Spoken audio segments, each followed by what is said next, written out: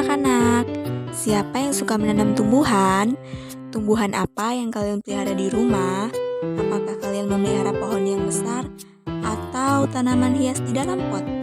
Tumbuhan di sekitar kita berjasa untuk manusia loh, karena tumbuhan menghasilkan gas oksigen untuk kita hidup saat bernapas. Apakah kalian sudah tahu bagian-bagian tumbuhan dan fungsinya? Yuk kita cari tahu dengan menyimak video berikut ini.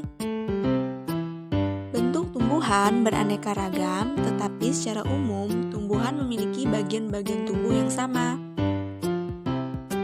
Setiap bagian tumbuhan memiliki fungsi masing-masing.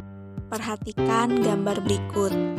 Tumbuhan terdiri dari akar, batang, daun, bunga, buah, dan biji. Yang pertama, akar. Akar adalah bagian tumbuhan yang umumnya berada di dalam tanah. Ada yang berbeda untuk beberapa jenis tumbuhan. Macam-macam akar antaranya akar tunggang, akar serabut, akar gantung, akar napas, akar pelekat. Akar tunggang berupa akar utama yang tumbuh lurus ke bawah dan merupakan kelanjutan dari batang. Akar-akar yang lain merupakan cabang dari akar tunggang. Akar tunggang dimiliki oleh tumbuhan berkeping dua, contohnya mangga, jambu, jeruk, rambutan, dan sebagainya. Akar serabut berupa akar yang berukuran kecil dan tumbuh di pangkal batang. Ukuran semua akar hampir sama besar dan sama panjang. Akar serabut dimiliki oleh tumbuhan monokotil seperti padi, jagung, kelapa, dan sebagainya. Akar gantung tumbuh dari batang ke arah tanah, contohnya pada pohon beringin. Akar napas tumbuh keluar pada batang bagian bawah. Akar napas ini contohnya pada tumbuhan bakau dan pandan. Akar pelekat, akar yang tumbuh di sepanjang batang gunanya untuk menempel di tembok dapat kalian lihat pada tumbuhan sirih. Selanjutnya, fungsi akar pada tumbuhan. Yang pertama, menopang atau mengokohkan tumbuhan. Kedua, tempat penyerapan air dan unsur hara. Ketiga, menyimpan cadangan makanan seperti pada wortel, kentang, dan ubi. Yang keempat, sebagai sistem respirasi seperti pada pohon beringin dan bakau. Bagian tumbuhan berikutnya yaitu batang.